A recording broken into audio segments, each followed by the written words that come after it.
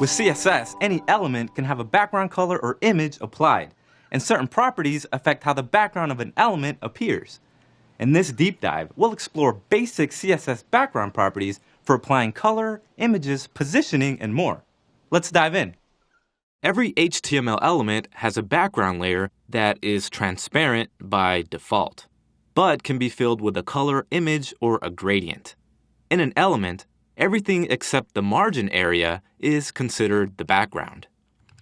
In our HTML file, we have a div with the class box, which is what we'll be using to apply the different background properties. So let's go over the background properties available along with the values they accept. First up, the background color property sets the background color of an element. We covered color values thoroughly in the Values in Units deep dive. So here we'll just go over the types of values and color models the background color property accepts. Like any of the CSS color properties, we can use one of the predefined color names, such as blue. The color value can be one of the 16 basic predefined keywords that represent a common color, as well as the extended color keywords supported by popular browsers. We can also use hex values in our background color property. Also RGBA and RGB values. And finally, HSL or HSLA color values. If we don't specify a background color, the element, by default, will have a transparent background like we saw earlier. Next, the background image property sets the background image displayed in an element. Background images are specified with a URL value, which uses the URL functional notation to tell the browser where to find the image. The URL we specify can be optionally enclosed with either single or double quotes, and can also contain white space before or after the optionally quoted URL. We'll go ahead and add this textured background image to our div. So in our CSS, we'll go ahead and specify the image, which is named bg.png. When we refresh the browser, there we see our textured background image applied. If the image we specify cannot be displayed, for example, the URL doesn't load or the image no longer exists in the directory, the browser will treat the background image as if its value was none, and it will display a transparent background.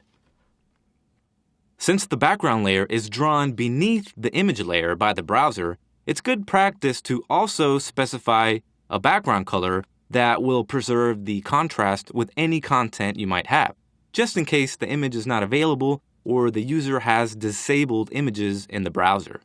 So let's go ahead and choose a hex value that closely matches the overall hue of our background image. So now that we have the background color value, if the image is not able to load, the color will be displayed behind our background image as a fallback. By default, a background image is repeated or tiled both horizontally and vertically so that it covers the entire element. Since the image we're using is about the same size as our div here, about 800 by 500 pixels, we're not seeing it repeat. So let's go ahead and use a different textured background image that's 200 by 200 pixels. As we can see here, the image is cropped on each side so that it seamlessly tiles when the image is repeated. I downloaded this image at subtlepatterns.com, which is a great resource for downloading free patterns and textures to use as background images in your designs. Back in our CSS, we'll go ahead and add the new image, which is called BG tiled. So now when we refresh the browser, we see our perfectly tiled background image in our div. And we'll once again change the background color to match the hue of the background image with a light gray hex value. Background images are generally used for decorative things like textures, list markers, buttons, and icons, sometimes as a full-page background image on a website or a header.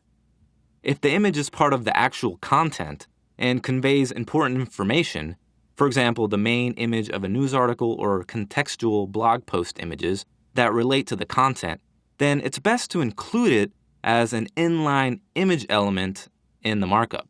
That way we can specify things like alt text if the image for some reason does not load.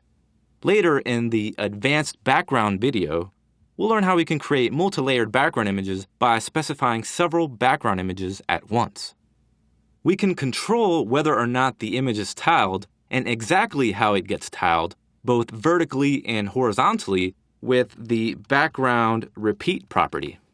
For this example, we'll change the background image so we can see exactly how it repeats in the background. The default value for background repeat is repeat. The background image is repeated both vertically and horizontally so that it covers the entire background image painting area. Now, if we only want the image to repeat horizontally on the x-axis, we can use the value repeat x. The value repeat y repeats the image vertically on the y-axis. As we can see here, images that are near the edge are clipped if they do not all evenly fit the available area. I'll go ahead and remove the y so we can see this a little better. There are ways to adjust this with newer values like space or round, but at the time of this recording, browser support for these is still poor, even in Chrome. For more information on these new values, visit the W3C's latest module for backgrounds and borders at w3.org. If we do not want our background images to repeat or tile, we'll need to use the value no repeat.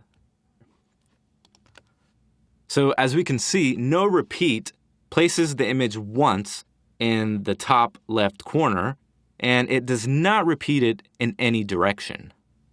By default, a background image's initial position is the top left-hand corner of the containing element, as we can see here. We can control this position with the background position property, which accepts position keywords along with length units and percentages. The first value in background position determines the position in the x-axis or horizontal position. So here we'll use the keyword center, which positions the image in the center of the containing element. Other x-axis keywords are left and right. The second value determines the y-axis or vertical position in the image. But if just one value is specified, like we have now, the browser will assume that the second value is center. So here we see that the image is perfectly centered inside of the div.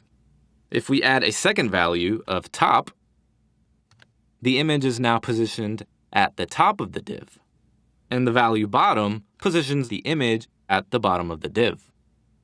When we use percentages, the values are relative to the height and the width of the positioning area.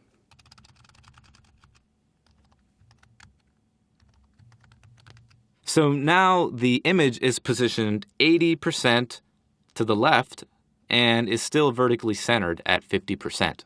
If we use a negative value, the offset goes outward from the edge of the background positioning area as opposed to inward. So now the image is minus 100 pixels from the left side and still vertically centered. With the background attachment property, we can determine whether or not the background image scrolls along with the containing element and content, or if it stays fixed to the viewport area and never moves. So we'll switch over to a new HTML file containing 3 divs, and I've added the classes scroll, fixed, and local. We'll add the different background attachment values according to their class names, so we can see how these work in comparison to each other. When we scroll a page, the viewport never moves. It's stationary. What actually moves up and down is the content on the page. In the background attachment property, scroll is the default value. The background image scrolls within its containing element, so it moves up and down the page along with everything else. So we'll go ahead and select our div with the class scroll, add the background attachment property with the value scroll. As we can see in our scroll div, when the page is scrolled, the background image also scrolls along with the content. But like I said, this is the initial value for background attachment, so we can actually leave it out and it will work the same way. The value fixed keeps the image fixed to the viewport so that it doesn't scroll with the page. So I'll go ahead and change scroll to select our div with the class fixed. And when we refresh, we can see that when we used fixed, we're telling the browser that when a user scrolls up and down the page, the image should stay where it is and not scroll with the content or page. So it remains fixed to the viewport. A new value recently introduced in the W3C's Backgrounds and Borders Level 3 module is local. So we'll first go ahead and select our local div, and we'll add the background attachment property along with the value local. When background attachment local is applied, the background image is positioned relative to the element's content. So as we can see, the background scrolls with the page content, and it also scrolls when the containing element is scrolled. So the image is fixed to the element and its content. The value local is not yet supported in Firefox at the time of this recording, but Safari, Chrome, Opera, and IE9 and above do support it. Finally, instead of having to write each of the individual CSS declarations every time we want to use a background color, image, position, and so forth, we can instead merge all of them into one shorthand property, the background property. When using the background shorthand property, the common order for the property values is background color, background image, background repeat, background attachment, and the background position properties. Now we can go ahead and remove these individual background properties above. It really doesn't matter if one or several of the values are left out, as we don't have to specify every value, only the ones we need. For the values that are left out, the default values will be used instead by the browser.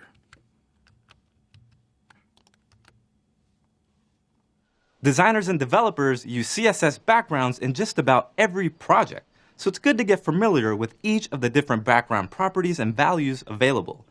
In the next video, we'll learn how we can create rounded and elliptical corners with the border radius property.